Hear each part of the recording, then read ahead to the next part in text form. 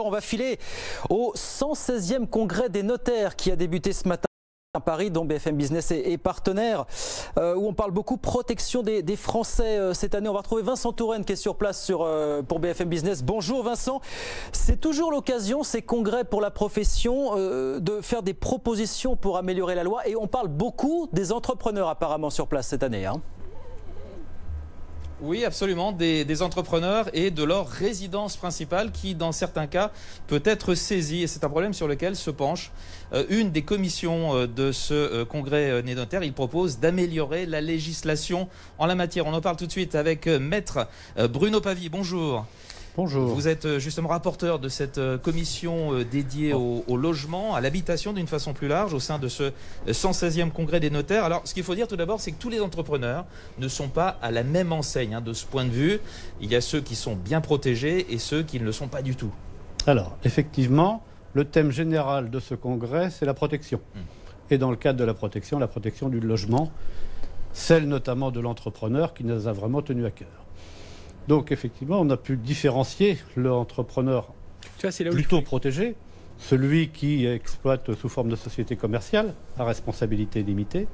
Les SARL, oui. SARL, SA, SAS, beaucoup de SAS en ce moment.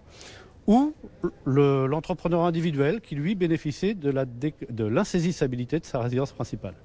Mais en dehors de ces deux entrepreneurs, il existe tout un tas d'entrepreneurs qui ne sont pas protégés et dont la loi ne protège pas la résidence principale. Ce sont les libéraux, les médecins, les avocats, les architectes. Un exemple à nous donner d'une profession libérale qui peut être amenée à voir sa résidence principale saisie. Par exemple, effectivement, alors à côté des libéraux, il y a quand même tout le monde de l'agriculture qui est important, qui ne sont pas protégés non plus. Mais prenons un architecte, par exemple, qui exerce dans le cadre d'une société professionnelle, société dont, effectivement, la responsabilité n'est pas limitée. Donc, son patrimoine est intégralement soumis, effectivement, au droit de suite de ses propres créanciers, y compris sa résidence principale. Mais à côté des architectes, il y a également d'autres professions, les médecins également. Un médecin qui commet, effectivement, quelque chose qui est important, une grosse erreur, etc., qui n'est pas couvert par son assurance, effectivement, verra sa résidence principale, effectivement, pour être impactée dans le cadre des poursuites. Alors, que proposez-vous dans le cadre de ce congrès pour remédier à cela ? On dit, et vous l'avez dit d'ailleurs, des propositions lors de ces congrès de notaires qui, bien souvent, font l'objet de lois ou améliorent la loi à 80% les mois suivants. Donc, dans ce cas particulier, que proposez-vous ?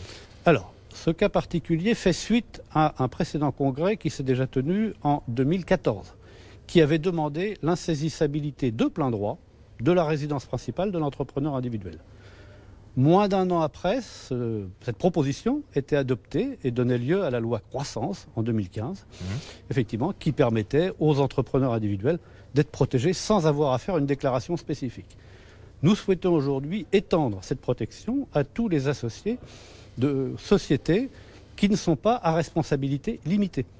Je pense aux sociétés civiles professionnelles, sociétés civiles de moyens, de médecins, les avocats, les notaires, les architectes, beaucoup de professionnels libéraux, effectivement. Un petit mot des auto-entrepreneurs, il y en a de plus en plus. Les auto-entrepreneurs, eux, ne risquent pas ce genre de saisie, mais ils courent d'autres dangers, surtout avec la situation actuelle, la crise sanitaire actuelle. Quel danger ? Les auto-entrepreneurs, déjà, peuvent se féliciter qu'en 2015, le législateur ait écouté le notariat. Puisque aujourd'hui, un auto-entrepreneur étant un entrepreneur individuel bénéficie de la protection au titre de sa résidence principale. Seul souci, c'est qu'aujourd'hui, nous avons quand même une crise majeure qui fait que beaucoup d'auto-entrepreneurs n'ont pas de revenus. Ils vont avoir des créances qui sont pour l'instant reportées, des créances fiscales, des créances d'URSSAF et autres. Et aujourd'hui, on n'est pas certain que ces créanciers ne sont pas à même d'appréhender la résidence principale de l'auto-entrepreneur. Donc ils sont en danger sur le plan financier, sur le plan personnel. Et en quelques mots, que peuvent proposer justement les notaires pour les accompagner dans ces temps difficiles ? Alors, le problème, c'est qu'il faut savoir anticiper.